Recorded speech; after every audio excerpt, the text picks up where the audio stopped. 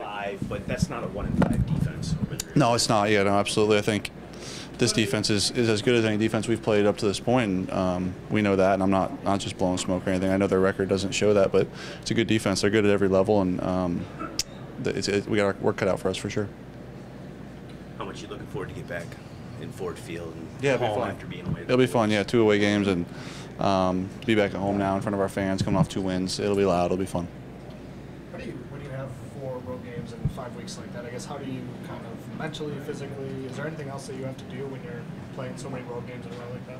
No, I don't think so. You know, part of me kind of, as a quarterback, the cadence stuff, you'd like them to be all in a row so you don't have to keep switching back and forth from verbal to silent count. So there is a slight advantage there, but we're back at home now, so we'll be able to be on the verbal count, and it'll be good.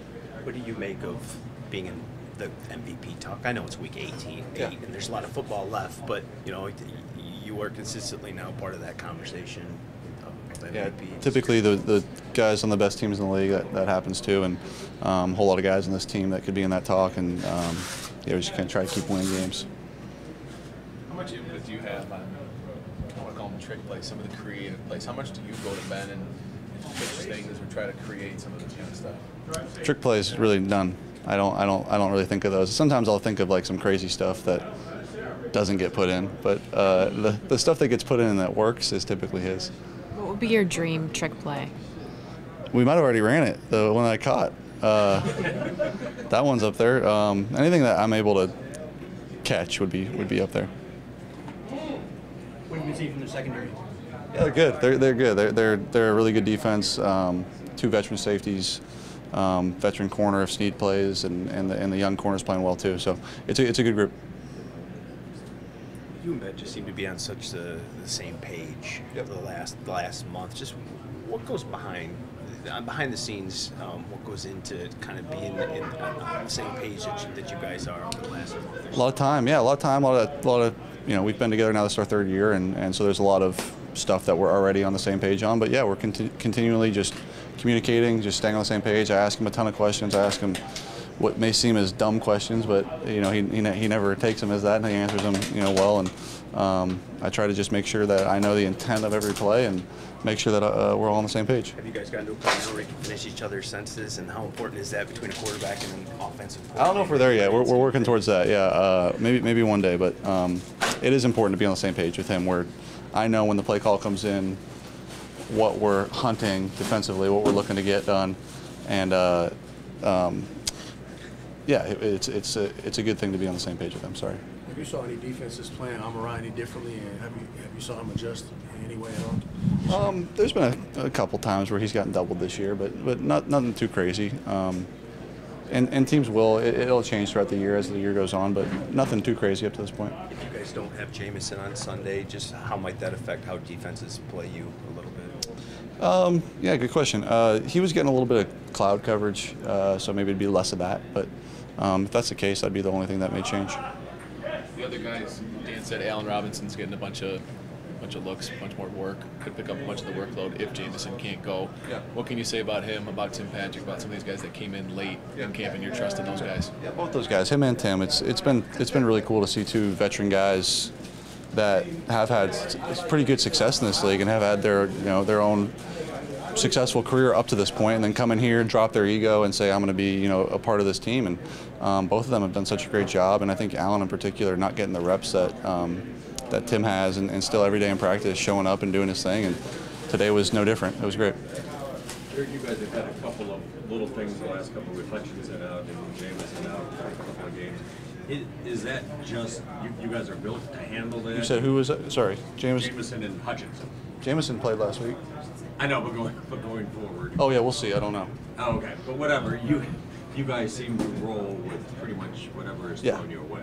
Yeah, no doubt. Yes, I think when guys miss games like Hutch and anyone that gets hurt, it's part of our DNA to next man up and try to be ready and never flinch. And happens during the game. I think David was hurt for a little bit during that game, and we thought he may be out for the game, and Jameer stepped right in and started playing really well. And so yeah, you just never know how the games are going to go, and we've got a good group that's ready to fill in.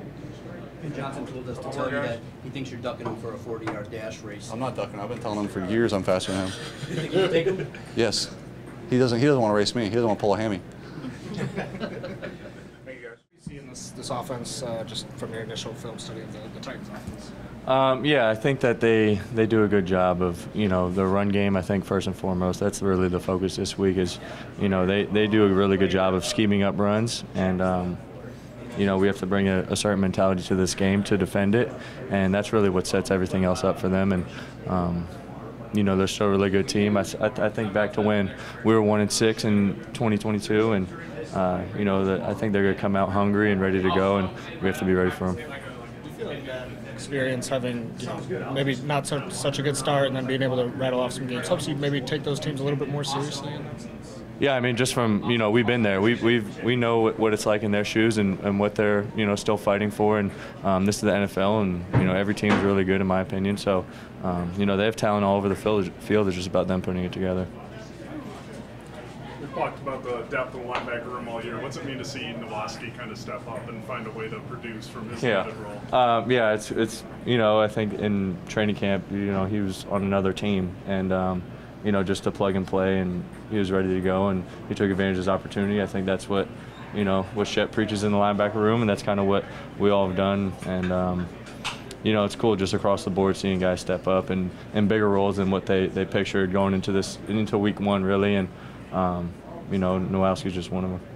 Over the last couple of games, have you watched, just with where you've been on the field, have you been able to see what Branch has been able to do in real time, or does it go back on tape to look at some of the interceptions, and how much is he wowing you guys as a team? Yeah, I mean, I could think of the one pick in Dallas was pretty. I was like right there, so I saw that one just because I knew we were in man-to-man coverage, and he just fell off and just picked something else off. And then this past week I was in coverage, and I remember just seeing him float through the air, and it wasn't necessarily like he just undercut the route, and I don't know how great of a decision it was to throw it, but at the same time, him just floating in the air was pretty cool. You've been around some really special players on defense, and I know he's just a season and a half into his career, but Dan said, even just early, I mean, it looks like he's one of the special ones. Do you get that sense? Yeah, but I also think he has a lot of room to grow and develop as a player just mentally, and he knows that. And I just, after the game, he got the game ball on was that Sunday. He just told me, he just whispered, he wants to just throw it in the dirt because